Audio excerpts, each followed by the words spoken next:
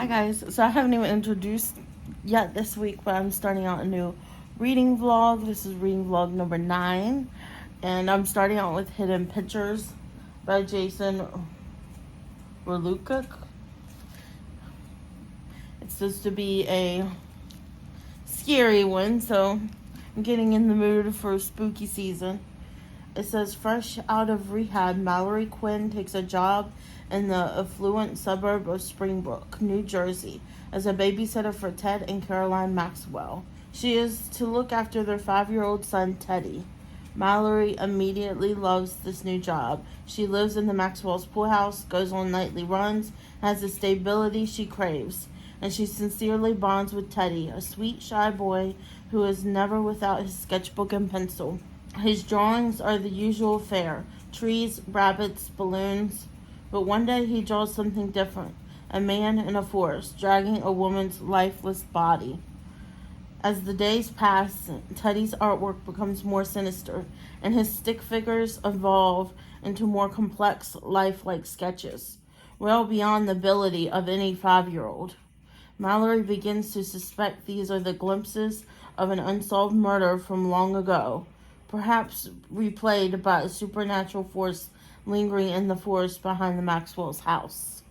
With the help from a handsome landscaper and an eccentric neighbor, Mallory sets out to decipher the images and save Teddy while coming to terms with the tragedy in her own past before it's too late. So this sounds like it's going to be so creepy. I'm so excited to have like such a creepy book. So I'll give any updates if there's any really creepy parts. I'm so excited. I haven't read like a really creepy book since Verity by Colleen Hoover, and that one literally made me gasp at some of the parts. I can't wait. I'm gonna go ahead and start reading it, and I'll come back with any updates if I have any. So I'm here reading this book. I'm only in the 2nd chapter, and you come to this part where you're flipping the pages. You're flipping the pages of the kids' art. It's about this girl, and she's going to interview at a job. Like I read the synopsis. She went to interview the job to be the nanny for this Maxwell family's 5-year-old son, Teddy. And she's looking through all the art that he's drawn because the mom says that he's started drawing like crazy once they came back to the States and moved into the house. And she flips to the last page and it made me jump. Look at that drawing. Look at that drawing.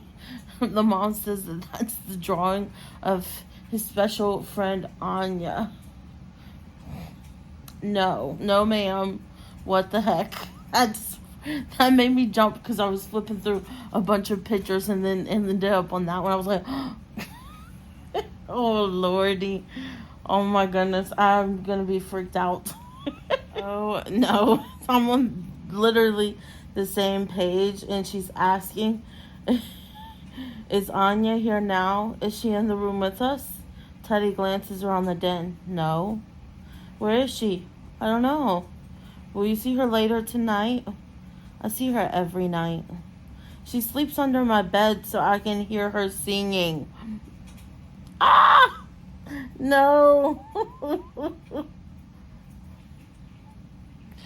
No, that's so bad. Oh my gosh. I have a feeling this is only going to get much creepier from here, especially since this is only the 2nd chapter. Holy crap. Ah! Okay, you guys. I think I'm still in chapter 3. These chapters, even though I feel like they're a little bit longer, they're going faster. But they're mainly a little bit longer because they're including these drawings that he draws. She was just talking to Teddy about his imaginary friend Anya because he's been using her as like an excuse, saying that so he doesn't have to do chores, like pick up his dirty clothes and put them in the dirty bin. He's saying that Anya says that that's mommy's job and that I shouldn't have to do that. And so like that. So she's just made him snickerdoodles with a glass of milk, and she was asking a bunch of questions about Anya and everything, and was telling her that. So she says that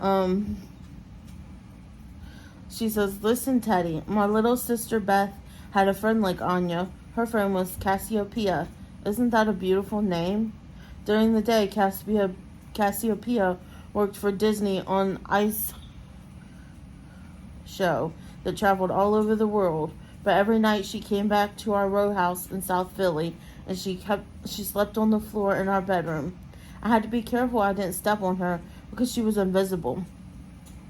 Did Beth think Cassiopeia was real?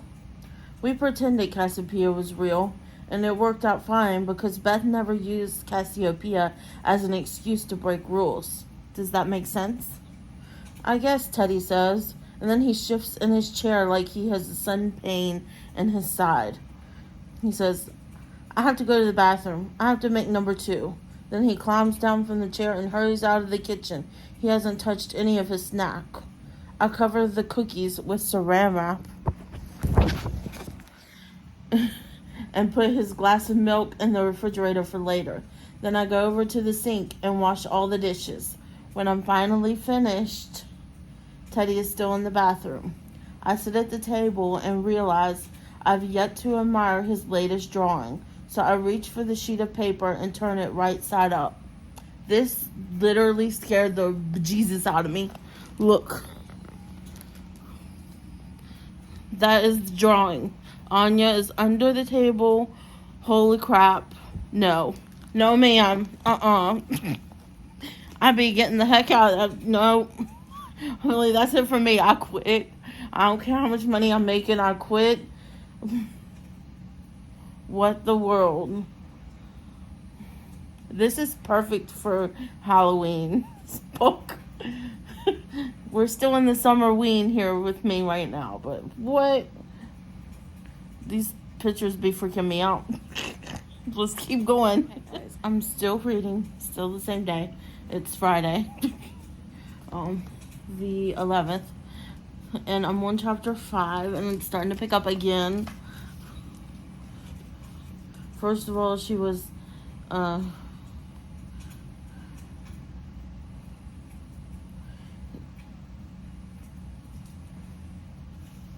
so she was going upstairs to switch the laundry because here, ever since the move, the mom tells him that Teddy's been wetting his bed sometimes at night since they've moved, and she had put his sheets in the washer and asked her to put them in the dryer when they're done. So during Teddy's quiet time, where he has to spend quiet time in his room, she decides to go up there and switch out the laundry. She says, "On my way past Teddy's room, I overhear him talking to himself. I stop and press my ear to his door, but I can only make out words and fragments. Like it's like listening to one side of a telephone conversation where the other person is doing most of the talking. There are pauses between all his statements, some longer than others. Maybe, but I don't know. Clouds? Like big puffy? I'm sorry, I don't stars? Okay, stars. Lots of stars. I got it." She says, "And I'm so curious, I'm tempted to knock, but then the house phone starts ringing. So I leave the door and hurry downstairs." And it's just the principal calling from the elementary school that Maxwell's going to be going to. And she says after that Teddy comes back downstairs, and green peppers is his favorite snack, so she's cutting up the green peppers for him. And then she says that Teddy was upstairs. He was drawing another drawing. So he has another drawing. It says, "We're sitting at the table, and he's happily munching on his pepper when I turn my attention to his latest illustration. It's a picture of a man walking backward through a dense and tangled forest.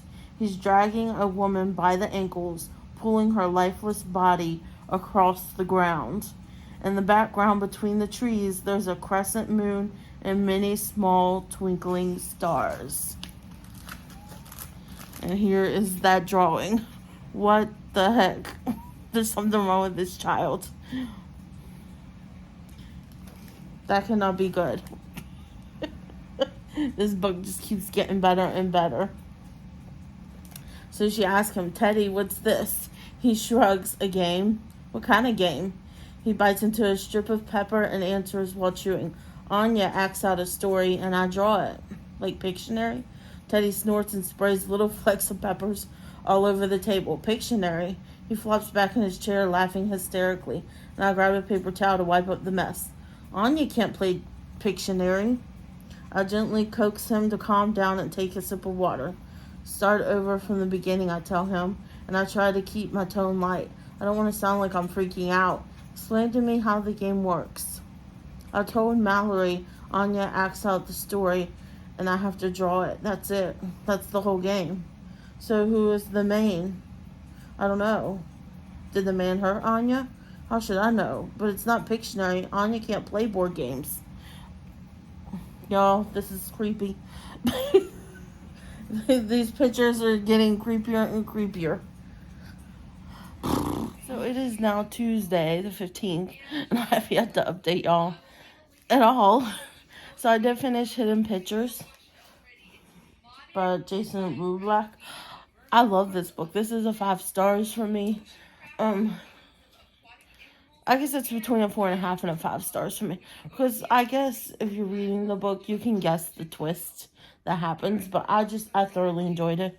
I enjoyed seeing, like, pictures in there and stuff like that. And I just thought it was a good time. It kept me sucked in until the very end. So it was a good time with me. I would definitely recommend it for spooky season if you're into it. Because, so good. Currently... So after that, I moved on into People Meet on Vacation by Emily Henry. This is my first Emily Henry book. And I am pretty good amount into it. I'm on chapter 16, page 152. Oh. And this is like, it's like a then and now story time. It talks about these two people, Poppy and Alex. Then when they met in, I think it was college they met, and then they just kept talking from there. They met in a party and they just kept talking from there, and they started going on these vacations every summer to travel wherever they could afford. And yeah, that's pretty much what happened. But something happened 12 summers ago, and they stopped talking, and they haven't talked for 2 years. So in the now timeline, it starts with they're not even talking until she sends him a text out of the blue saying, hey, she's been thinking about him, and she just says hey, but it's because she's been thinking about him and their trips together, and in her job, she's supposed to travel and review these places, take pictures and stuff, but yeah. So in the current time, I'm at the part now where they've been talking after she said hey. They got to talking again, and she was asking him if he wanted to go on one of their vacations again, and he said yes. So they're on vacation right now together in Palm Springs. And yeah, so here I'll read the synopsis on the back so you can read it, but it's like our friends to lovers, then and now story timeline. On the back it says Poppy and Alex and Poppy. They have nothing in common. She's a wild child. He wears khakis. She has insatiable wanderlust. He prefers to stay home with a book. And somehow, ever since a fateful car share home from college many years ago, they are the very best of friends. For most of the year, they live far apart. She's in New York City, and he's in their small hometown. But every summer for a decade, they have taken one glorious week of vacation together, until 2 years ago when they ruined everything. They haven't spoken since. Poppy has everything she should want, but she's stuck in a rut. When someone asks when she was last truly happy, she knows without a doubt that it was on that ill-fated final trip with Alex. And so she decides to convince her best friend to take one more vacation together, lay everything on the table, and make it all right. Miraculously, he agrees. Now she has a week to fix everything. If only she can get around the one big truth that has always stood quietly in the middle of their seemingly perfect relationship. What could possibly go wrong? Everything is like very awkward between them on this vacation, and she starts having, I don't know if he is because it's in her point of view, but she starts having like these feelings for him whenever they get close. So I'm very curious to where this is going to lead, and also what happened those 12 summers ago, because I'm so far into the book, but I haven't figured out what happened those 12 years ago. The last summer I read was 8 summers ago. So it counts down at the beginning from like 12 summers ago, and then it goes this summer. And then 11 summers ago, and then this summer. So I'm assuming when we get to like 3 summers ago or 2 summers ago, then we're going to figure out what happened back then that caused them to start talking. So I am really liking it. I do like Emily Henry's writing. I know this is not one of her super popular ones from them. Most people like Beach Read and the newest one, Happy Place. I do want to read those. But this happened to be the first one that became available at my library, so it's the one that I got.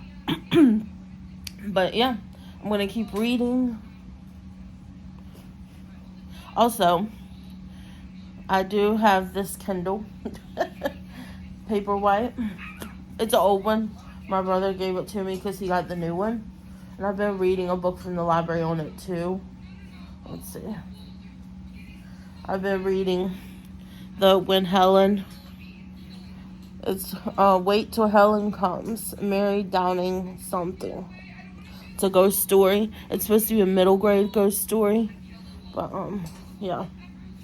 I've been reading that, and I'm on like chapter 6. I usually do like a dual reading between a book and a Kindle book. So I have one library book on here too that I'm also reading, but it's like one that's very short. It's almost like a novella because it's only like 150 pages or something like that. But I'm going to continue reading my books, and I will update you guys whenever I have another update to give you. Hi guys, so giving a little update. I have finished the last book I was reading, People We Meet on Vacation. I finished that one, and I gave it 4 stars on my Goodreads. I just found myself sometimes getting a little bored with the then part, because it was kind of like counting down the 12 years that they were on taking their vacations and getting to know each other. And that part, every time we got to the then part, I felt myself getting a little bored sometimes. But I was always right back interested when we got to the summer now parts. So I ended up giving it 4 stars because of that. But I did like it. It had a really cute ending. It was a cute book. I can probably see why it's not people's favorite book from Emily Henry, and I'm gonna have to watch. I'm gonna have to read. I need to read Beach Read, and I guess Happy Place, because that seems to be people's favorite books from her. So, hey, since I have moved on from that, now I'm gonna start reading The Push. I've actually already started reading it a little bit. I'm on chapter 28 now, which is only on page 96. It's a short chapter book, but this one is completely different. It's pretty much about this woman, Blythe, I think is her name, is how you say her name, Blythe Connor. It says Blythe Connor is determined that she will be the warm, comforting mother to her new baby Violet that she herself never had. But in the thick of motherhood's exhausting early days, Blythe becomes convinced that something is wrong with her daughter.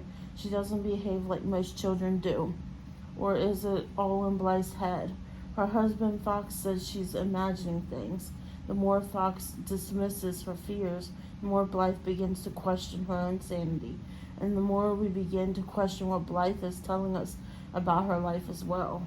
Then their son, Sam, is born. And with him, Blythe has the blissful connection she always imagined with her child. Even Violet seems to love her little brother, but when life as they know it is changed in an instant, the devastating fallout forces Blythe to face the truth. The Push is a tour de force you will read in sitting, an utterly immersive novel that will challenge everything you think you know about motherhood, about what we owe our children, and what it feels like when women are not believed. So, being 28 chapters in, it is pretty good. It's going between Blythe now, and then she'll talk about her childhood, and then there'll be some parts where it goes to her mom when her mom was younger with her mom.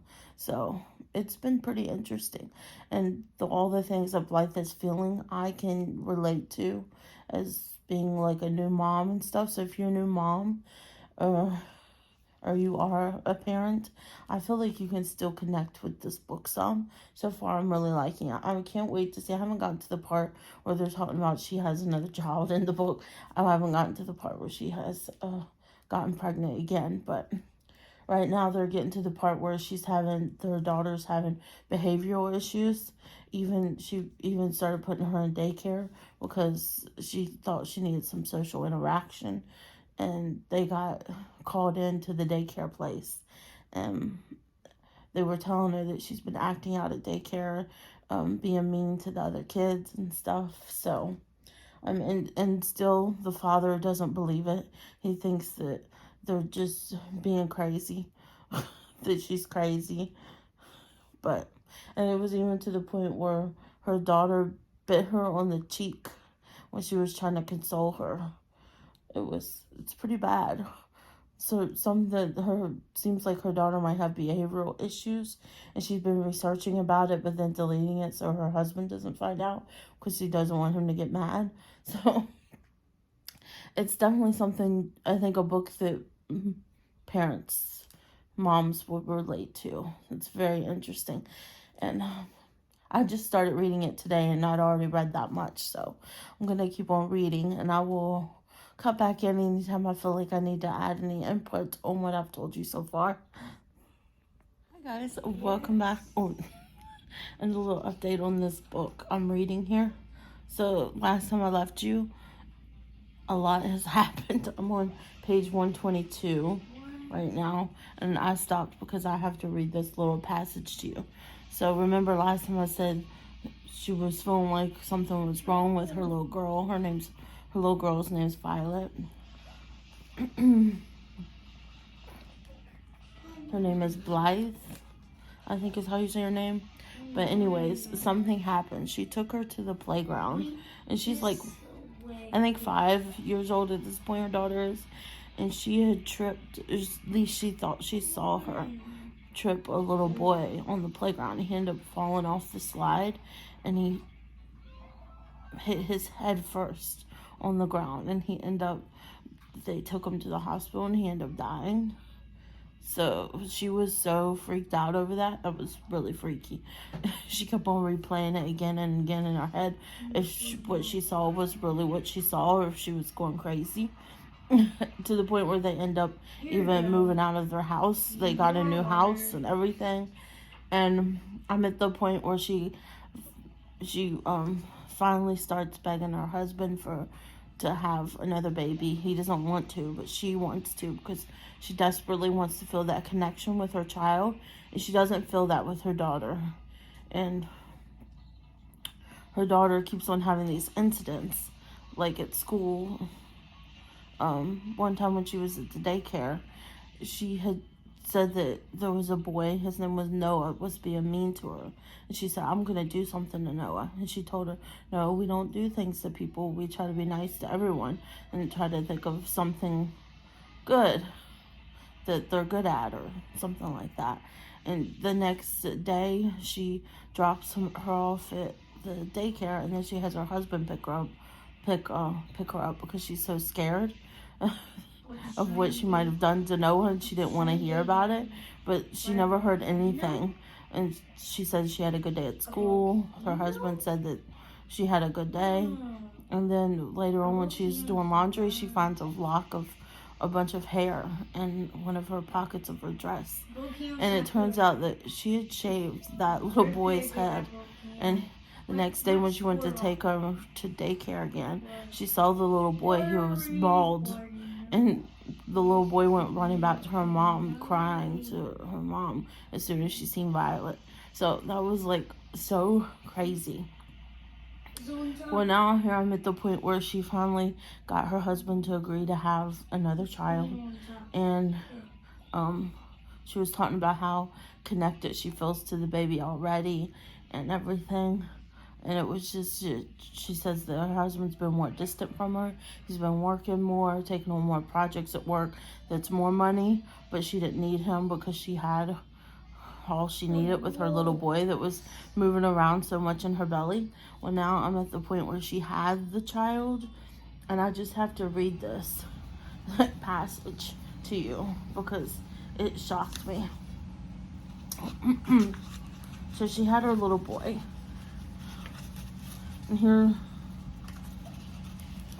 okay, so she had her little boy, and here her husband says, "He looks just like Violet, you said," peering over her shoulder, over my shoulder. But he didn't look a thing like her to me. He was 7 pounds of something so pure, so blissful, that it felt as though he might float away above me, a dream, something I never deserved for as long as I lived. I held him for hours. My skin stuck to his until they made me get up for the bathroom. The blood poured from me into the toilet. And when I looked down at the mess, for some reason, I thought of our daughter again. And then I stepped slowly back to my son in the glass bassinet outside the bathroom door. I remember so little else about how he came into this world. I remember everything about how he left it. And that's like the last line I read was, I remember everything about how he left it. So now I'm left wondering, did Violet do something to him to get rid of him? So now I'm just like, wow, this book is insane. But I really like it. I love the writing. It keeps me I keep on wanting to keep reading and not putting the book down. And when I have to put the book down, I'm thinking about it, wanting to read it more. So I know this is probably, I'm not even that far. I'm not even like halfway in. Yeah, I'm not halfway in yet, but I already know this might be a 5-star read for me, depending on how it ends. But so far, it seems like it might be a 5-star read for me. So, sorry if you hear any background noise. It's my son playing games. But I'm going to get back to reading because I need to find out what happened to her son. Why did he leave it so early? What happened? So I'm going to go ahead and keep on reading, and I'll do any more updates if anything else shocking happens.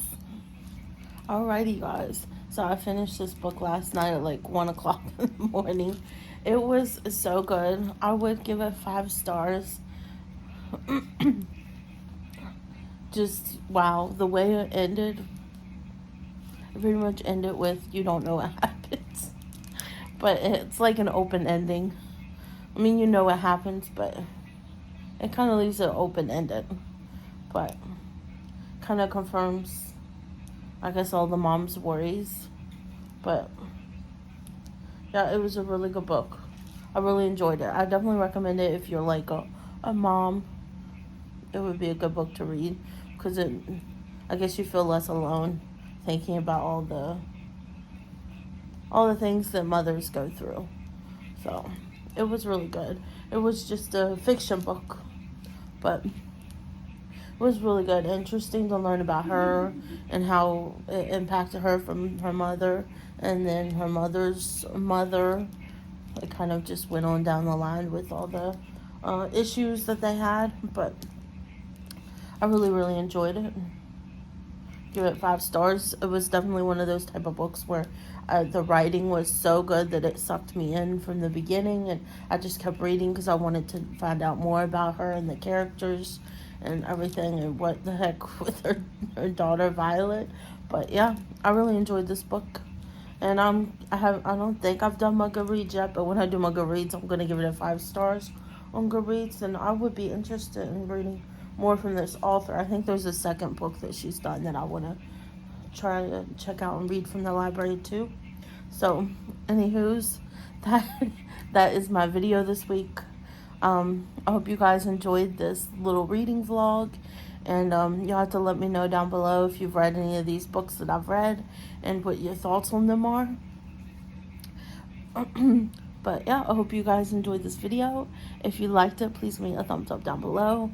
And if you're not yet subscribed, I would greatly appreciate it if you consider subscribing to my channel. And next to the subscribe button is the bell. You can ring that to be notified of all my future uploads. And I hope you guys are having a great day, night, weekend, whenever it is you're watching this.